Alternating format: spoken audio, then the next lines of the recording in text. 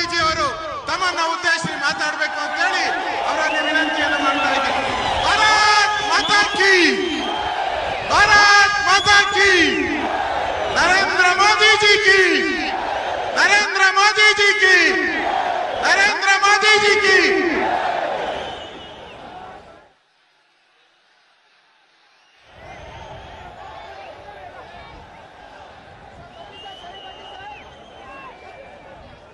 मंच पर विराजमान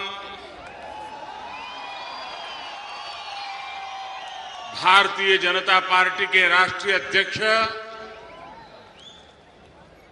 श्रीमान अमित भाई शाह, श्रद्धेय अडवाणी जी, डॉक्टर मुरली मनोहर जोशी जी, मंच पर विराजमान भारतीय जनता पार्टी के सभी वरिष्ठ नेतागण, भिन्न भिन्न राज्यों से आए हुए सभी आदरणीय मुख्यमंत्रीगण और विशाल संख्या में पधारे हुए प्यारे भाइयों और बहनों,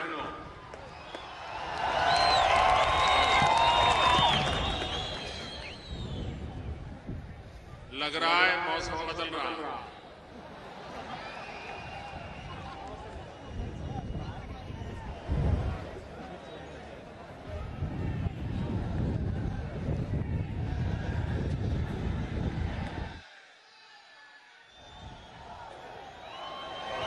कर्नाटक भारतीय जनता पार्टी का अभिनंदन करता हूं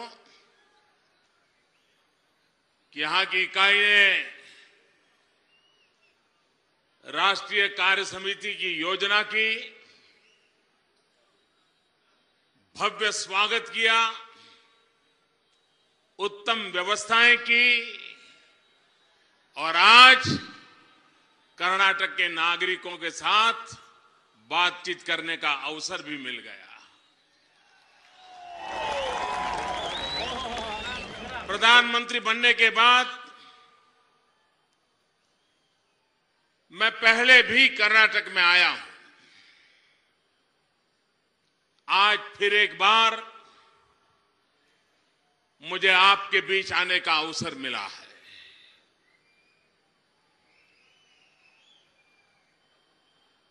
आप अनुभव करते होंगे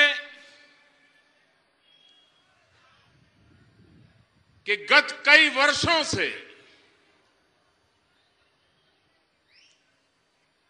एक निराशा का माहौल था,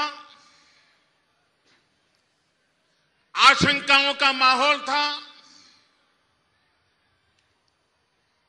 अखबार खोलो, टीवी चालू करो, हर दिन एक नए भ्रष्टाचार की घटना की खबर आया करती थी, एक नए कांड की खबर आया करती थी। देश का नौजवान अपने भविष्य के संबंध में आशंकित हो गया था। सारे विश्व ने भारत के प्रति अपना नजरिया बदल दिया था, मुंह मोड़ लिया था और ऐसा लग रहा था कि अब भारत अपना भविष्य बनाने की ताकत खो चुका है, दिशा से भटक चुका है। पता नहीं अब भारत बचेगा कि नहीं बचेगा। इस प्रकार का माहौल पूरे एक दशक तक विश्व भर के मन पर छाया हुआ था और ऐसे समय देश की जनता ने भारतीय जनता पार्टी पर भरोसा किया। 30 साल के बाद पहली बार पूर्ण बहुमत के साथ दिल्ली में भारतीय जनता पार्टी को सेवा करने का सौभाग्य दिया है।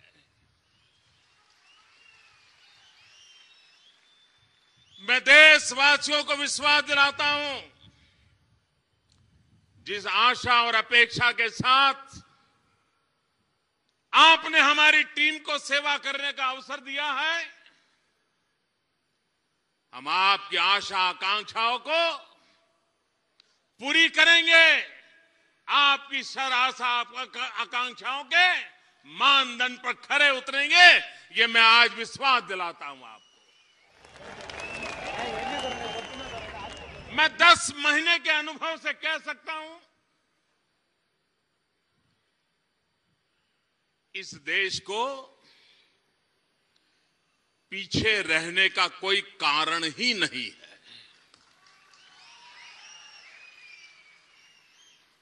ऐसा कोई कारण नहीं है कि हम पिछड़ जाएं।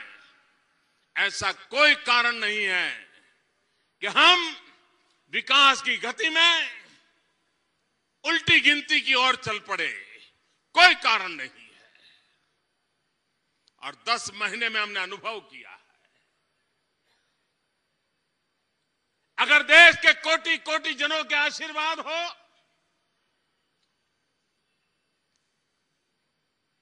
नियत साफ हो तो निर्णय भी सही होते हैं और नतीजे भी सही होते हैं। भाइयों बहनों,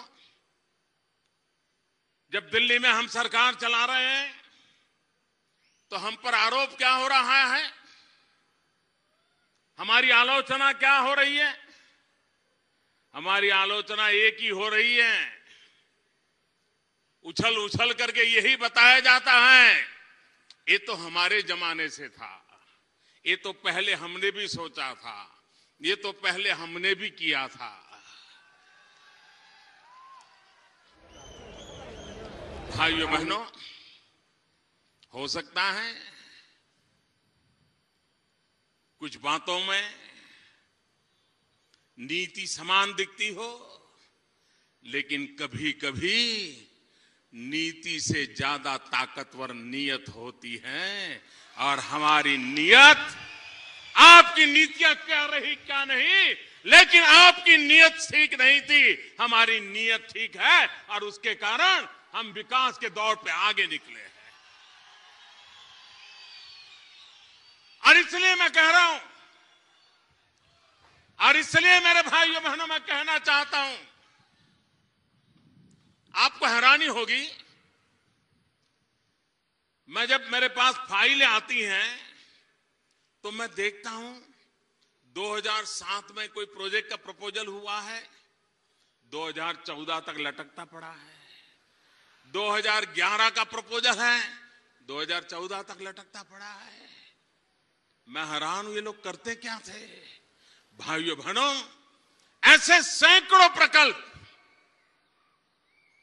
जो 2-2, 5-5, 7-7 साल से लटके पड़े थे, एक के बाद एक उसके फैसले कर लिए, निर्णय करने की हिम्मत जुटाई, गलत होगा तो उसको ठीक करने की दिशा दी, और ठीक था तो आगे बढ़ने की दिशा दी। और आज हिंदुस्तान हर दिशा में आगे बढ़ने के लिए तेज गति से चल पड़ा।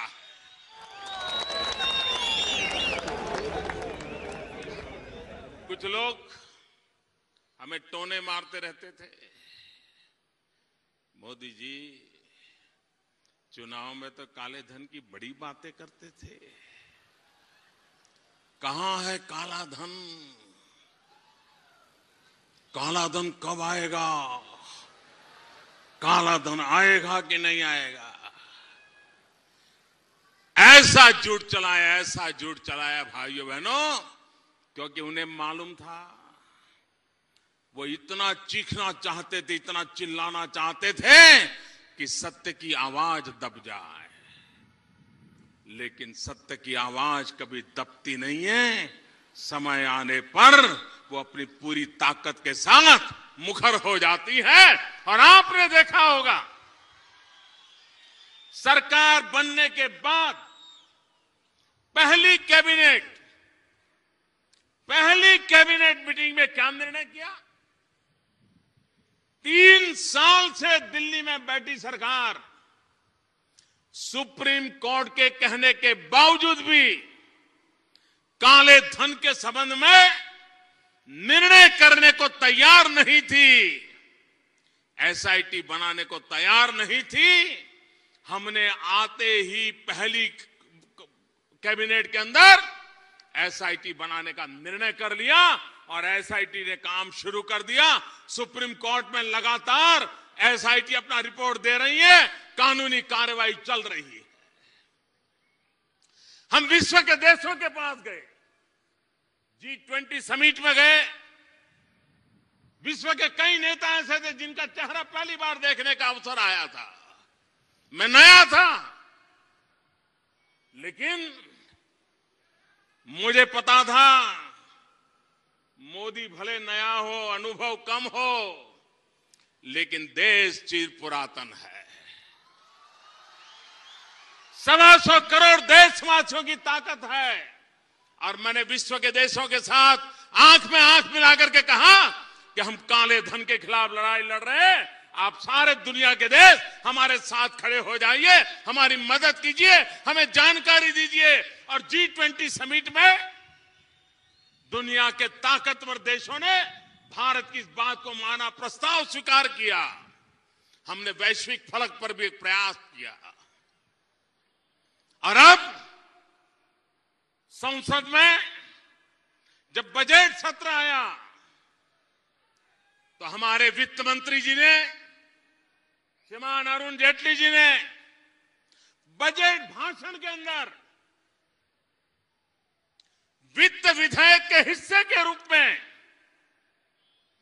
काले धन के खिलाफ कड़े से कड़ी कार्रवाई करने के लिए कानून लाने का देश की जनता के सामने विश्वास प्रकट किया।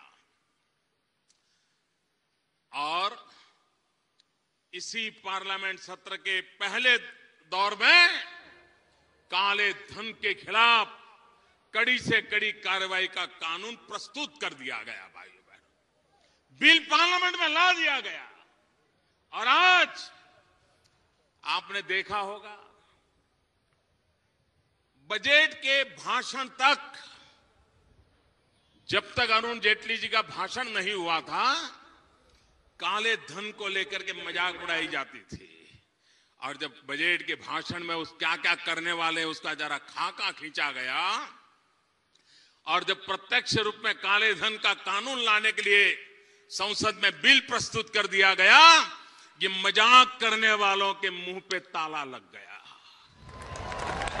अब उनको पता चला कि अब क्या होने वाला है। भाइयों बहनों, मैं फिर एक बार देशवासियों को विश्वास दिलाता हूं, जो गया है वो लाना भी है, लेकिन अब नया ले जाने की कोई हिम्मत न करे, ये प्रबंध भी हमने करना है और उसको हमने किया है। देश का भ्रष्टाचार के खिलाफ आक्रोश है और मेरी देशवासियों ने मुझसे अपेक्षा की है कि मोदी जी कम से कम आप भ्रष्टाचार के खिलाफ लड़ाई लड़िए। और मैं देश को वादा करता हूं, जिस इरादे से आपने मुझे काम दिया है, आपका वो इरादा पूरा करके रहूंगा।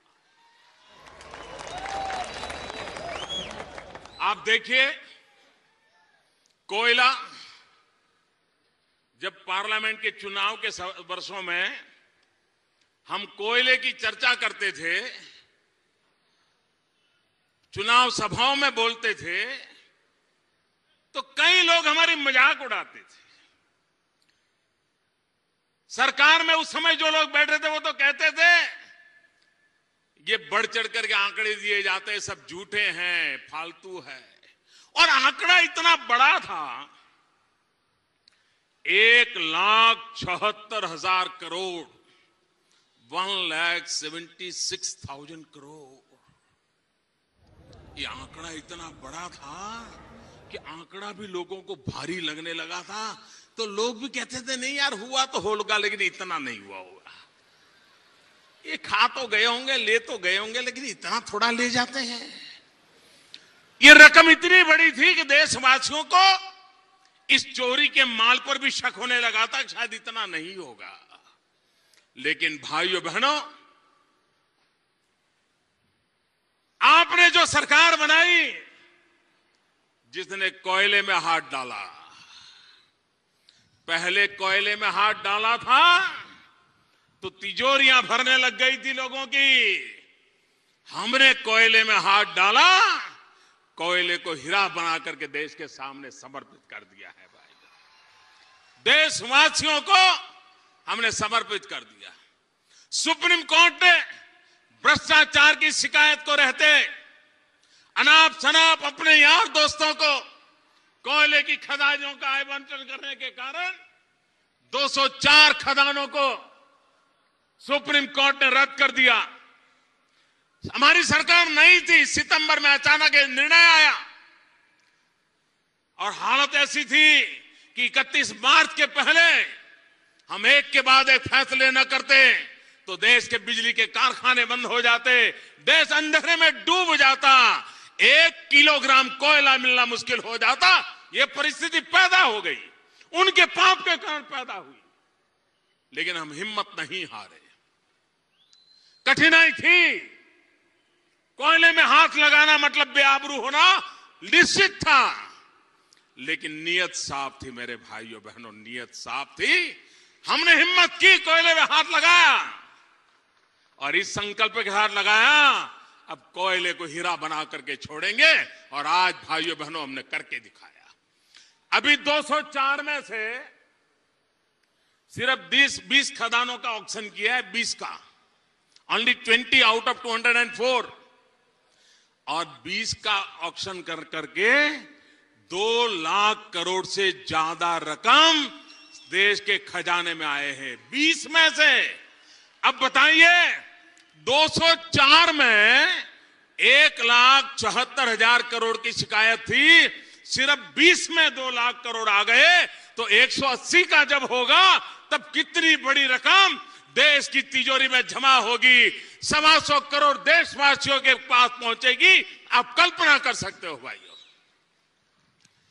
मुद्दा नियत का है और हमारी नियत साफ है, और उस साफ नियत का कारण है कि हम देश को आगे बढ़ा रहे हैं। हमारे देश में व्हाट्सएप पर देख लीजिए, पिछले 1 साल पर व्हाट्सएप पर, ट्विटर पर 2G 3G न जाने कितने जी की मजाक चलती थी, ये जी वो जी, ये जी वो जी, पता नहीं क्या क्या चलता था। चारों तरफ स्पेक्ट्रम पर भ्रष्टाचार के आरोप लगे थे। हमने स्पेक्ट्रम ऑक्शन कर दिया, स्क्रीन पर मीडिया के लोग बैठ करके देखते थे कि ऑक्शन कैसे हो रहा है, और सप्ताह भर चलता रहा ऑक्शन। और भाइयों बहनों, हिंदुस्तान ने कभी कमाया नहीं था उससे ज्यादा, 1 लाख करोड़ से भी ज्यादा ऑक्शन के अंदर आज हिंदुस्तान की तिजोरी में पैसा आ गया। भाइयों बहनों, अगर नीयत साफ हो, ईमानदारी के साथ देश के सामान्य मानवी के आशा आकांक्षाओं को पूर्ण करने के लिए अगर हिम्मत के साथ कदम उठाए जाए तो देश को प्रगति से कोई रोक नहीं सकता है। ये हमने अनुभव किया है भाइयों बहनों, और हम करते चले जा रहे हैं। छोटी चीज से लेकर के बड़ी चीज तक हमें देशवासियों पर भरोसा है। हम देशवासियों पर भरोसा कर करके आगे बढ़ रहे हैं। देश ने पहली बार एक नए प्रकार का रेल बजट देखा है। कल्पना ही नहीं थी देश को कि ऐसा भी कोई रेलवे बजट हो सकता है क्या। नहीं तो पहले रेलवे बजट क्या हुआ करता था, एमपी अपने अपने इलाके में रेलवे की सुविधा को लेकर के चिट्ठियां लिखते थे कि ये ट्रेन बढ़ा दो, इधर डिब्बा बढ़ा दो, इधर सीटें बढ़ा दो, यहां स्टॉपेज बढ़ा दो, यहां प्लेटफॉर्म पर ये व्यवस्था कर दो। ये जो एमपी चिट्ठियां लिखते थे, रेलवे मिनिस्ट्री उसका कंपाइलेशन करती थी और ये एमपी की चिट्ठियों के कंपाइलेशन में से 10-15%, 20%, 25%, 30% जो हो सकता था उसको लिख करके देते थे। उसको रेलवे का बजट माना जाता था। रेलवे बजट यानी इतनी ट्रेन आएगी, इतने डिब्बे आएंगे, इतने स्टॉपेज आएंगे। पहली बार देश के सामने आने वाले 10 साल में रेलवे कहां होगी, देश के सामान्य मानवी को रेलवे के माध्यम से क्या लाभ होगा, रेलवे में काम करने वाले कर्मचारियों की रक्षा कैसे होगी, सामान्य नागरिक को सुविधा कैसे उपलब्ध होगी, बारीकी से विचार करके देश के सामने पहली बार एक विजन के साथ रेलवे बजट प्रस्तुत किया। और उसका कारण यह हुआ है, आज दुनिया के समृद्ध से समृद्ध देश भारत की रेलवे में पूंजी निवेश करने के लिए आगे आ रहे हैं। पहली बार हिंदुस्तान के राज्य रेलवे के साथ पार्टनरशिप करके अपने अपने राज्य में रेल बिछाने के लिए पूरी ताकत के साथ हिस्सेदार बनने के लिए आगे आ रहे हैं। उनमें एक विश्वास पैदा हुआ है कि जो रेल कभी मरी पड़ी थी, जिसका सिग्नल पड़ा ही रहता था, वो रेल अब तेज गति से दौड़ने वाली है। लोग उसमें जुड़ने के लिए तैयार हुए। आर्थिक विकास में जब रेलवे की सुविधा बढ़ती है तो गरीब की सुविधा बढ़ती है, सामान्य नागरिक की आशा आकांक्षाओं की पूर्ति करने का प्रयास होता है। और हमारी प्रायोरिटी वो है, हमने उस प्रायोरिटी को बल दिया है। हमने सपना देखा है डिजिटल इंडिया का, और मैं इस शहर में हूं जिस शहर में आईटी प्रोफेशंस पूरे विश्व में भारत का नाम रोशन करते हैं,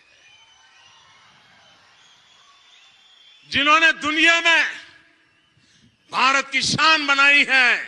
ऐसे नौजवान इस धरती पर देश की सेवा कर रहे हैं, कंप्यूटर के कीबोर्ड के माध्यम से कर रहे हैं। डिजिटल इंडिया का सपना इस देश के टेक्नोलॉजी से जुड़े हुए, आईटी प्रोफेशन से जुड़े हुए, इस क्षेत्र में काम करने वाले लोगों के लिए पिछले 20 साल में न हुआ हो इतने बड़े रोजगार की संभावनाओं लेकर के आया है। लाखों गांवों में ऑप्टिकल फाइबर नेटवर्क खड़ा करना रोजगार की कितनी संभावनाएं पैदा करेगा। और धीरे धीरे जिस देश में जनसंख्या से ज्यादा मोबाइल फोन हो, उस देश में मोबाइल गवर्नेंस की संभावनाएं सबसे ज्यादा होती है। हम धीरे धीरे देश को मोबाइल गवर्नेंस की तरफ ले जाना चाहते हैं, और जहां मोबाइल गवर्नेंस होता है वहां गुड गवर्नेंस स्वाभाविक होता है। जहां गुड गवर्नेंस होता है वहां ट्रांसपेरेंसी अनिवार्य होती है, जहां पर क्विक डिसीजन प्रोसेस होती है, जहां अकाउंटेबिलिटी होती है। और डिजिटल इंडिया के द्वारा हम नागरिकों को उत्तम से उत्तम सेवा दें, इस सपने को पूरा करने का हमारा प्रयास है। मोबाइल गवर्नेंस की ओर देश को ले जाना, नेक्स्ट जनरेशन रिवॉल्यूशन की दिशा में ले जाना, यह हमारी कोशिश रही है। और उसके कारण आईटी प्रोफेशन के लोगों के लिए कितने बड़ी व्यवसाय की संभावनाएं बढ़ने वाली है, रोजगार की संभावनाएं बढ़ने वाली है, एंटरप्रेन्योर के लिए अवसर पैदा होने वाला है, और देश एक नई इकोनॉमी की ओर नई ताकत के साथ खड़ा रहने वाला है। भाइयों बहनों, हम प्रारंभ से कहते आए हैं कोऑपरेटिव फेडरलिज्म का। भूतकाल में दिल्ली को इतनी बुरी आदत लग गई थी, इतनी बुरी आदत लग गई थी, शायद ये आदत अंग्रेजों ने विरासत में छोड़ी थी, मुगल शासकों ने विरासत में छोड़ी होगी, और दिल्ली में बैठने वालों को यही लगता था कि हम ही सब कुछ है, राज्य कुछ नहीं होता है। ठीक है, राज्य है, वो तो मांगने वाला है, हम देने वाले हैं। भाइयों बहनों, भारत का जिसका संघीय ढांचा है, दिल्ली में बैठने वालों की इस सोच ने देश को बहुत नुकसान किया है। हमने सोच बदली है। और हमने राज्य को भी राष्ट्र निर्माण में दिल्ली सरकार और राज्य सरकार को हमने पार्टनर माना है, एक दूसरे का साथी माना है और कंधे से कंधा मिलाकर के काम करके देश का भाग्य बदलने के लिए सबको हमने निमंत्रित किया है। किसी भी दल की सरकार क्यों न हो, दिल्ली सरकार के लिए सब सरकारें समान है। सब सरकारों को विकास के कार्यक्रमों में जितनी मदद हो सके, कोऑपरेटिव फेडरलिज्म का लेटर एंड स्पिरिट में पालन हो, उस दिशा में हमने कदम उठाए हैं। और इसीलिए नीति आयोग का निर्माण हुआ है।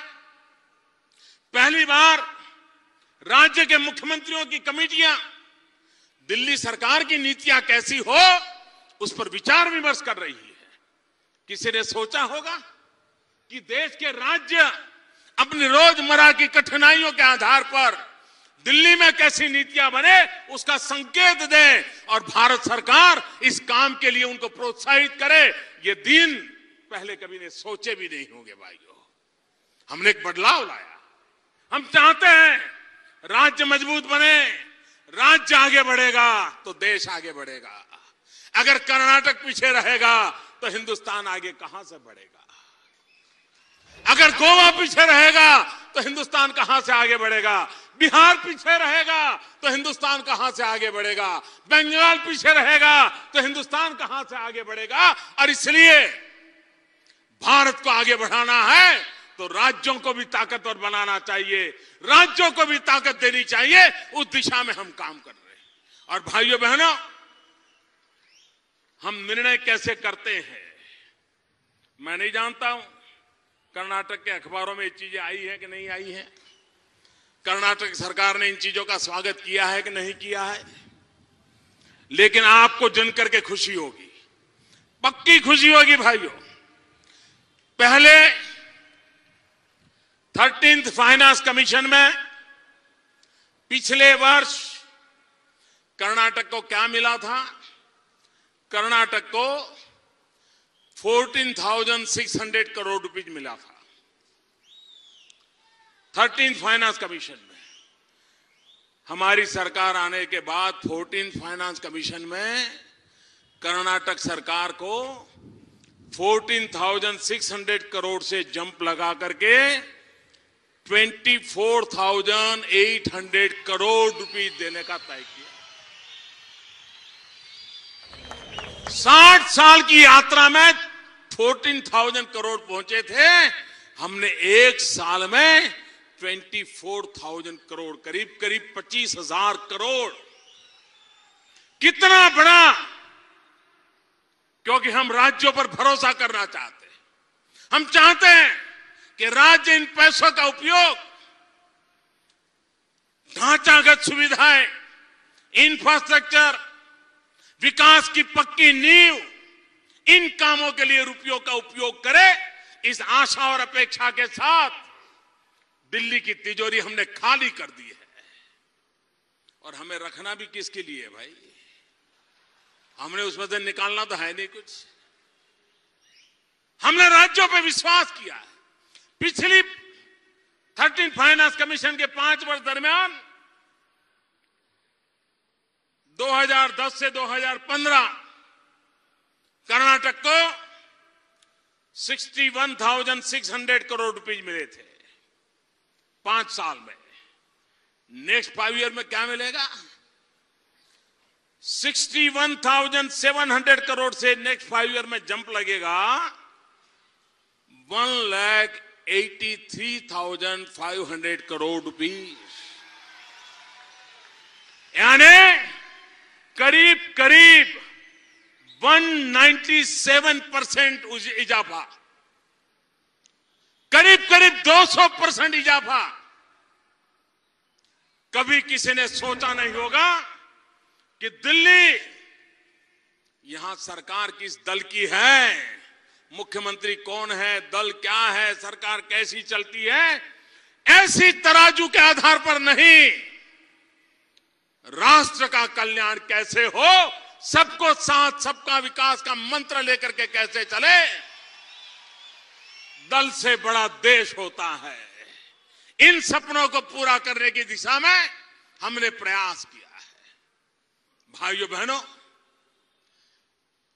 भारत तब तक आगे नहीं बढ़ता जब तक हिंदुस्तान का गांव आगे नहीं बढ़ता। जब तक गांव आगे नहीं बढ़ेगा, जब तक किसान के जीवन में बदलाव नहीं आएगा। और इसलिए किसान को समस्याओं से मुक्त कैसे करना, किसान को ताकतवर कैसे बनाना, टुकड़े फेंक करके हमने कभी किसानों का भला नहीं हुआ है, मानना पड़ेगा। किसानों के लिए एग्रीकल्चर सेक्टर में टेक्नोलॉजी लाने की आवश्यकता है। एग्रीकल्चर सेक्टर में किसानों की आवश्यकता के अनुसार इंफ्रास्ट्रक्चर बनाने की आवश्यकता है। किसानों को भी गांव में पक्का रोड चाहिए, किसानों को भी खेत में पानी चाहिए, किसान को भी घर में 24 घंटे बिजली चाहिए, किसान के यहां मजदूरी करने वाले गरीब को भी रहने के लिए अपना घर चाहिए। भाइयों बहनों, क्या गांव में रहने वाले व्यक्ति को ये सुविधाएं मिलनी चाहिए कि नहीं मिलनी चाहिए? बंगलुरु शहर में रहने वाला कोई व्यक्ति इस बात से इनकार नहीं करेगा कि जो सुख सुविधा हमें मिलती है, ऐसी सुविधा गांवों में भी आनी जरूरी है।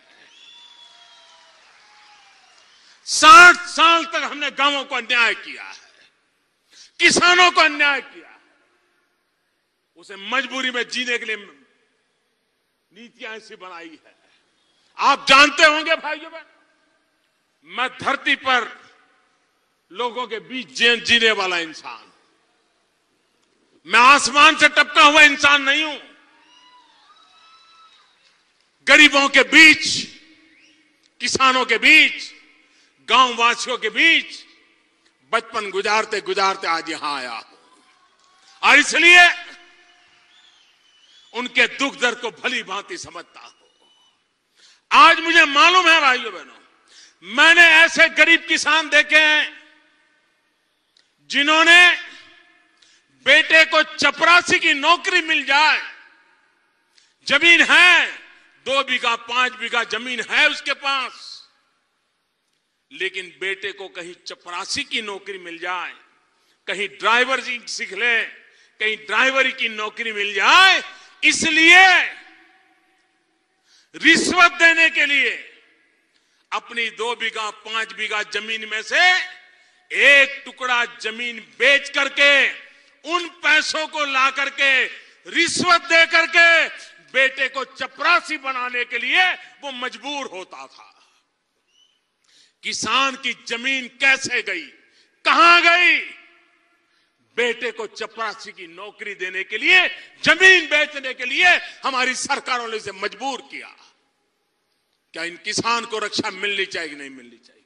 इस किसान का भला होना चाहिए कि नहीं होना चाहिए? और इसलिए भाइयों बहनों, हमारी पहली कोशिश है प्रधानमंत्री कृषि सिंचाई योजना के द्वारा किसान को पानी मिले। हमारी दूसरी योजना है उसकी जमीन की रक्षा हो।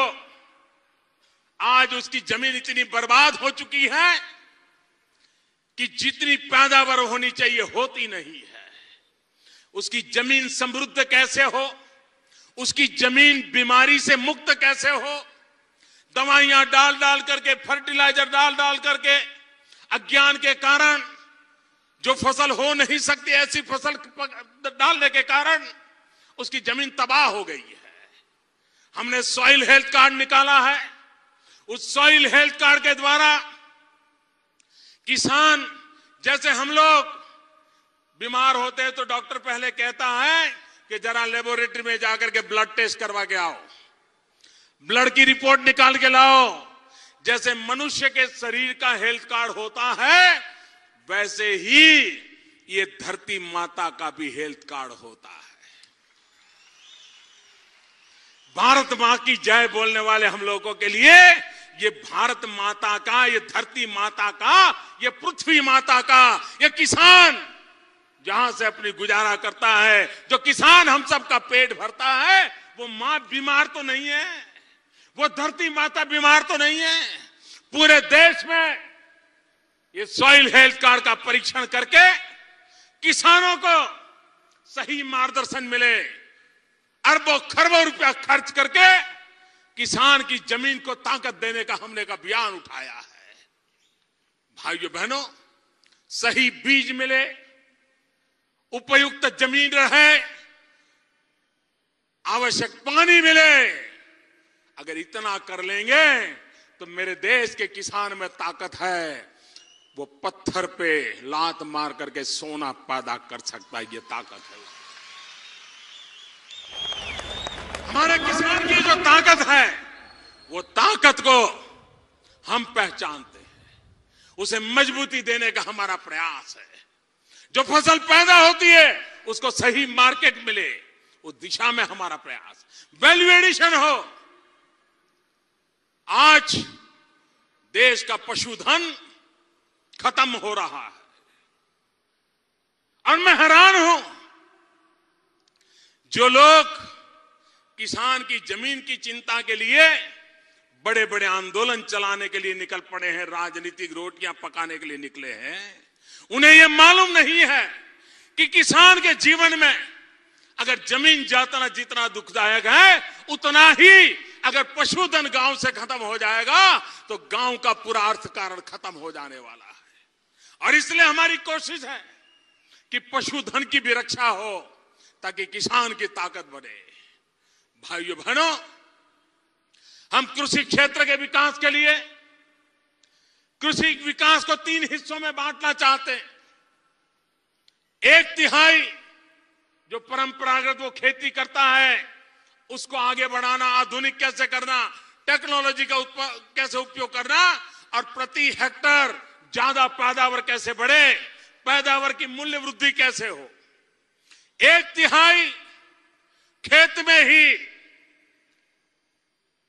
वृक्षों की खेती, ट्री प्लांटेशन। हमारे यहां 2 किसान अड़ोस पड़ोस में होते हैं और डिमार्केशन के लिए बाड़ लगाते हैं। ये किसान की 2-2.5 फुट जमीन खराब होती है, उस किसान की 2 मीटर 1.5 मीटर जमीन ऐसे ही बेकार जाती है। ये तेरी खेती, ये मेरी खेती। उसी के कारण अगर ये बाड़ निकाल करके पेड़ लगा दिए जाए डिमार्केशन के लिए, वो पेड़ उसको जीवन में काम आएंगे और जमीन उपयुक्त ज्यादा होगी, ज्यादा जमीन मिलेगी। देश में कल्पना नहीं इतनी जमीन ये डिमार्केशन में बर्बाद होकर के पड़ी है। हम पूरा लैंड रिकॉर्ड को रिफॉर्म करके किसान की जमीन किसान को वापस मिले, इसका बड़ा अभियान चलाना चाहते हैं। ये झूठ फैलाने वालों को मालूम नहीं है किसान की रक्षा कैसे हो। और तीसरा काम, पोल्ट्री का काम हो, दूध का काम हो, मत्स्य उद्योग का काम हो, खेती के साथ ये काम में बढ़ावा मिले ताकि मेरे देश के किसान को कभी पीछे मुड़ करके देखना ना पड़े। भाइयों बहनों, हिंदुस्तान हमारा तिरंगा, तिरंगे झंडे में 3 रंग है और एक चौथा अशोक चक्र है ब्लू कलर का। एक प्रकार से चतुरंगी है हमारा राष्ट्र ध्वज। हम ये चतुरंगी क्रांति करना चाहते हैं। हरा कलर देश में 2nd ग्रीन रिवॉल्यूशन। और मैं देख रहा हूं हिंदुस्तान के पूर्व के राज्य हैं जहां विपुल मात्रा में जल के भंडार है, वहां पर देश 2nd ग्रीन रिवॉल्यूशन का नेतृत्व करेगा। बिहार हो, उड़ीसा हो, बंगाल हो, आसाम हो, ये राज्य 2nd ग्रीन रिवॉल्यूशन का नेतृत्व करेंगे। सफेद रंग दूध क्रांति, मिल्क रिवॉल्यूशन, पशुपालन, पशु की रक्षा। Saffron colour saffron revolution, saffron colour ये ऊर्जा का कलर है। ऊर्जा क्रांति, सोलर एनर्जी हो, विंड एनर्जी हो, न्यूक्लियर पावर हो, थर्मल पावर हो, हाइड्रो पावर हो, जितने भी तरीके से देश को ऊर्जावान बनाया जा सके, ऊर्जावान बनाने का काम हमने उठाया है। और चौथा कलर ब्लू, ब्लू रिवॉल्यूशन, हमारी सामुद्रिक शक्ति, समुद्र के अंदर जो सामर्थ्य पड़ा है, पेट्रोलियम हो, गैस हो, मत्स्य उद्योग हो, सामुद्रिक यातायात का मार्ग हो, एक हम ब्लू रिवॉल्यूशन करना चाहते हैं ताकि देश के समुद्री तट के राज्य एक नई आर्थिक क्रांति का धरोहर बन जाए। भारत का तिरंगा झंडा राष्ट्र के विकास के लिए हमें प्रेरणा देता है और उन्हीं 4 रंगों से चतुर्रंगी क्रांति के साथ हम एक देश को नई ऊंचाइयों पर ले जाना चाहते हैं। मेरे नौजवान, हमारी कोशिश है जिस देश के पास 65% जनसंख्या 35 साल से कम उम्र की हो, अगर उन नौजवान के हाथ में हुनर हो, उस नौजवान के हाथ में काम करने का अवसर हो, तो भारत का नौजवान भारत का भाग्य विधाता बन सकता है। और इसलिए मेरे भाग्य विधाता, मेरे नौजवान साथियों, हमने मेक इन इंडिया का अभियान चलाया है। कच्चा माल हम निर्यात क्यों करें, कारखाने यहां क्यों ना लगे, आयरन ओर बाहर क्यों जाना चाहिए, अगर आयरन ओर हमारा है तो स्टील का कारखाना यहां क्यों ना हो, स्टील का कारखाना यहां हो तो युद्धपोत यहां क्यों ना बने, टैंक क्यों ना बने, डिफेंस के अंदर हिंदुस्तान का नौजवान क्यों नई ताकत के साथ खड़ा ना हो जाए। भाइयों बहनों, मेक इन इंडिया, कल मैं रिजर्व बैंक में गया था, मैंने रिजर्व बैंक वालों को कहा, मैंने कहा भाई आपके लिए भी मेरा मेक इन इंडिया का कार्यक्रम है। वो चौंक गए। मैंने कहा मैं चाहता हूं अब हिंदुस्तान का बना हुआ कागज हो, उसी कागज पर हमारी करेंसी की नोट छपनी चाहिए। कागज भी हमारा, इंक भी हमारी, करेंसी भी हमारी और खर्च करने वाला देश का नागरिक भी हमारा। मेक इन इंडिया कहां कहां तक जा सकता है, किस प्रकार से नौजवानों को रोजगार मिल सकता है। और इसलिए भाइयों बहनों, हम दुनिया को निमंत्रित कर रहे हैं, आइए। मैं यहां बंगलुरु में आया था, एयर शो के लिए आया था। मैं हवाई जहाज कैसे उड़ते वो देखने का मेरा काम नहीं था, मैंने दुनिया की कंपनियों को यहां बेंगलुरु में बुलाया था कि आइए डिफेंस के इक्विपमेंट बनाने के लिए आइए। आज भारत दुनिया के देशों से आत्मरक्षा के लिए बाहर से साधन लाता है। हमारे यहां कोई गोली चलाता है तो गोली भी विदेशी होती है। ये देश में बन सकता है। देश डिफेंस के क्षेत्र में आत्मनिर्भर बन सकता है। नहीं इतना, थर्ड वर्ल्ड कंट्रीज के लोगों को आत्मनिर्भर बनाने के लिए भारत जैसा देश मदद भी कर सकता है। हम मेक इन इंडिया की बात करते हैं। भारत की तो आवश्यकताओं की पूर्ति करे, लेकिन छोटे छोटे देशों की आवश्यकता की पूर्ति के लिए भी एक्सपोर्ट की दिशा में आगे बढ़े। हमारे पास नौजवान है, टैलेंट है, अवसर है, अनुभव है। हम उस दिशा में देश को आगे ले जाना चाहते हैं। भाइयों बहनों, हम नौजवानों को स्किल डेवलपमेंट पे बल देना चाहते हैं। स्किल डेवलपमेंट का बड़ा अभियान चलाया, अलग डिपार्टमेंट बनाया है। और आज नौजवान को अगर हुनर मिल जाए तो कैसी चीजें कर सकता है, ये देश ने अनुभव किया है। ये देश कितना ताकतवर है। भारत के नौजवानों का कौशल्य देखिए। मंगलायन, दुनिया में कम से कम खर्चे में हम मंगल पर पहुंचे हैं। बंगलुरु में ऑटो रिक्शा में बैठोगे ना तो 1 किलोमीटर जाना है तो 10 रुपया खर्चा लगता है। मंगलायन जाने का खर्चा 1 किलोमीटर सिर्फ 7 रुपया आया है। ये हमारे नौजवानों का कौशल्य है, ये हमारे नौजवानों की ताकत है। जिस देश के नौजवानों के पास ये सामर्थ्य हो, बुद्धि हो, प्रतिभा हो, वो देश का रूप रंग बदल सकते हैं। और इसलिए मेक इंडिया के द्वारा, स्किल के द्वारा, डिजिटल इंडिया के द्वारा देश के नौजवानों के माध्यम से एक नए भारत का निर्माण करने का हमारा सपना है। मुझे विश्वास है मेरे देशवासियों, गांव गरीब के लिए एक के बाद योजना लेकर के हम चले। आपने देखा होगा, अभी हमारे राष्ट्रीय अध्यक्ष प्रधानमंत्री जनधन योजना की बात बता रहे थे, लेकिन उससे मैं आगे बताना चाहता हूं। गैस सिलेंडर, उसकी सब्सिडी अब सीधी बैंक के खाते में नागरिकों के पास चली जा रही है। आप हैरान होंगे, पहले इतने चेक फटते थे जो इंसान कभी पैदा नहीं हुआ, जो बोतल का कभी मैन्युफैक्चर नहीं हुआ सिलेंडर का, जिस सिलेंडर में कभी गैस भरा नहीं गया, उसकी भी सब्सिडी जाती थी। कितनी चोरी होती होगी। हमने डायरेक्ट कैश ट्रांसफर कर दिया है 8,000 करोड़ रुपया नागरिकों के खाते में जमा कर दिए हैं, और उसके कारण बहुत बड़ी मात्रा में लीकेज को रोक दिया है। भाइयों बहनों, हमने मुद्रा बैंक लाए हैं। आपने कभी सोचा है कि सब्जी बेचने वाले का भी कोई सोच सकता है? दूध बेचने वाला, अखबार बेचने वाला, ऑटो रिक्शा चलाने वाला, रोजमर्रा की पकोड़े भाजी बना करके बेचने वाला, ऐसे छोटे छोटे व्यापारी, 6 करोड़ से ज्यादा ऐसे लोग देश की इकोनॉमी को चलाते हैं। गरीब होते हैं, बेचारे साहूकार के पास पैसे लेकर के ब्याज और कर्ज में मर जाते हैं। हमने एक नई बैंक बना रहे हैं। इन छोटे छोटे लोगों को, जिनको कोई पूछता नहीं था, उनको ये सरकार पूछेगी मेरे भाइयों बहनों, उनका हाल पूछेगी, उनका हाल सुधार करेगी।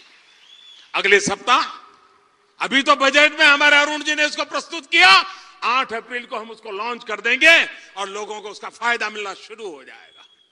कहने का तात्पर्य यह है कि देश को आर्थिक विकास के द्वारा नई ऊंचाइयों पर ले जाना है, विकास की नई ऊंचाइयों पर ले जाना है, और देश के सामान्य नागरिक के सपनों को पूरा करना है। आज पूरी दुनिया कहती है, जो लोग अभ्यास करने के आदी हैं, उन्होंने देखा होगा, वर्ल्ड बैंक हो, IMF हो, दुनिया की जितनी भी रेटिंग एजेंसीज हो, उन सब ने कहा है आज दुनिया में सबसे तेज गति से विकास करने वाला कोई देश है, उस देश का नाम भारत है। भारत मेरे भाई, और हम सब भारतीय इस बात का गर्व करते हैं कि हमारा देश, जो कभी, आपको मालूम है कुछ देशों का समूह है जिसके लिए एक शब्द है ब्रिक्स,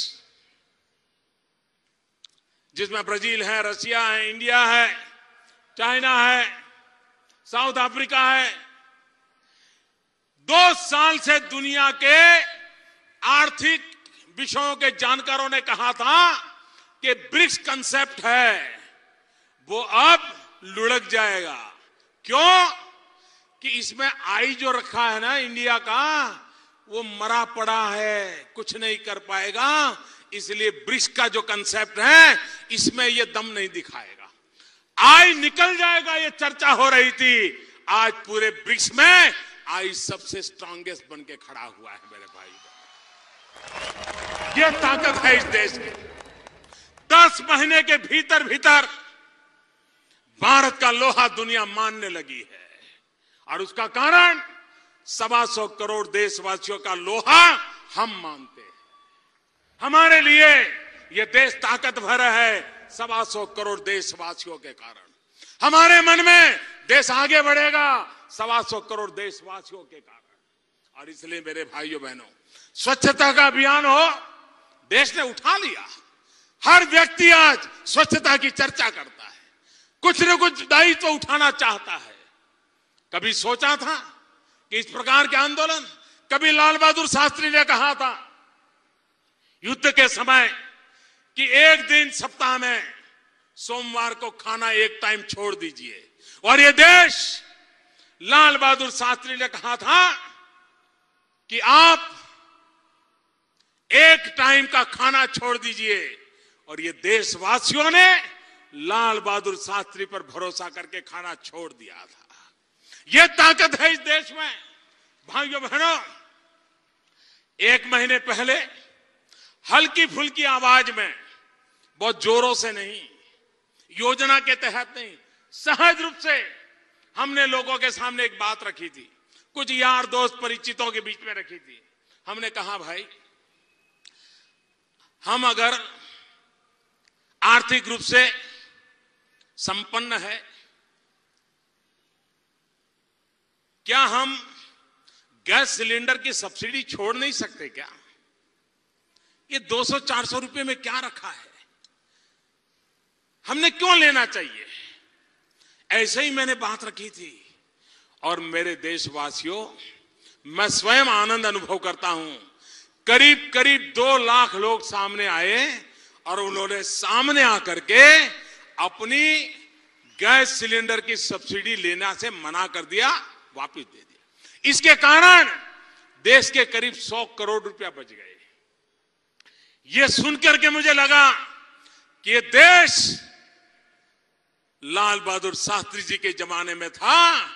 देशवासी बदला नहीं है, वो आज भी देश को इतना ही प्यार करता है, वो देश के लिए कुछ भी करने के लिए तैयार है। और इसलिए मैंने देशवासियों को कहा, अगर आपकी आर्थिक स्थिति ठीक है, अगर आपके जेब पर तनाव नहीं है, तो मैं देशवासियों को आग्रह करता हूं, आप भी गैस सिलेंडर की सब्सिडी छोड़ दीजिए। और मैं ये गैस सिलेंडर की सब्सिडी आप छोड़ेंगे, जो पैसा बचेगा वो सरकारी खजाने में जमा नहीं करूंगा, ये मैं आपको वादा करता हूं। मतलब घर में नहीं ले जाऊंगा। क्या करूंगा? अगर आप मानो बंगलुरु के 2 लाख लोग ये गैस सिलेंडर की सब्सिडी छोड़ देते हैं, तो मैं 2 लाख परिवार ऐसे ढूंढूंगा जो गरीब हैं, जो घर में लकड़ी जला करके चूल्हा जलाते हैं, घर में धुआं होता है और बच्चे बीमार हो जाते हैं। क्या उन गरीबों को, उन बच्चों को, उस मां को जो लकड़ी जला जला करके धुएं में खाना पका रही है, क्या 21वीं सदी में मेरे देश में ऐसे परिवारों को ऐसे जीने के लिए मजबूर करना चाहिए? क्या उनको उसके नसीब पे छोड़ना चाहिए? क्या इनको इनसे मुसीबतों से बाहर लाना चाहिए कि नहीं लाना चाहिए? क्या उन बच्चों को बीमार होने से बचाना चाहिए कि नहीं बचाना चाहिए? लकड़ी जला करके धुएं में गुजारा करने वाली उस मां की मदद करनी चाहिए कि नहीं करनी चाहिए? और इसलिए मैं देशवासियों कहता हूं, ये जो गैस सिलेंडर की सब्सिडी बचेगी, वो गैस सिलेंडर उन गरीब परिवारों को दे दिया जाएगा, सब्सिडी उनको ट्रांसफर की जाएगी जिनके घर में लकड़ी के कारण चूल्हा जलाया जाता है, जिसको धुएं में बच्चों को बड़ा करना पड़ता है। अगर 1 करोड़ लोग गैस सिलेंडर छोड़ते हैं तो 1 करोड़ माताओं का भला होगा, 1 करोड़ परिवारों के बच्चों का भला होगा। और मैं मानता हूं आपको इससे बड़ा कोई पुण्य नहीं मिल सकता। मैं देश के सांसदों को, देश के विधायकों को, देश के आईएएस, आईपीएस, आईएफएस अफसरों को, मैं देश के प्रोफेशनल्स को आग्रह करता हूं, आइए मेरे देशवासियों, आइए गरीब के घर में उन माता को बचाने के लिए मुझे साथ दीजिए। आप सिलेंडर छोड़ेंगे, वो सिलेंडर उस घर में मैं पहुंचाऊंगा। कितनी माताओं की सेवा होगी। हम मिलकर के देश की सेवा कैसे करेंगे, गरीब की सेवा कैसे करेंगे, यह संकल्प लेकर के आगे बढ़े और देश इन बातों को उठा लेगा, ये मुझे पूरा विश्वास है। जैसे स्वच्छता की बात को उठा लिया, बेटी बचाओ बेटी पढ़ाओ की बात को उठा लिया, उसी प्रकार से गिव इट अप, देने का भी आनंद लो, छोड़ने का भी आनंद लो, किसी के लिए कुछ देने की दिशा में आगे बढ़ो। आओ 125 करोड़ देशवासी मिलकर के हम भारत का भाग्य बनाए। इसी एक अपेक्षा के साथ मैं फिर एक बार कर्नाटक के भाइयों बहनों का अभिनंदन करता हूं। और विशाल संख्या में, चुनाव का माहौल न होते हुए भी इतनी बड़ी विशाल संख्या में आप आए, मैं आपका बहुत बहुत आभारी हूं। बहुत बहुत धन्यवाद। मेरे साथ मुट्ठी बंद करके पूरी ताकत से बोलिए, भारत माता की। ऐसे नहीं, ताकत पूरी दिखाइए। भारत माता की, भारत माता की, भारत माता की। बहुत बहुत धन्यवाद।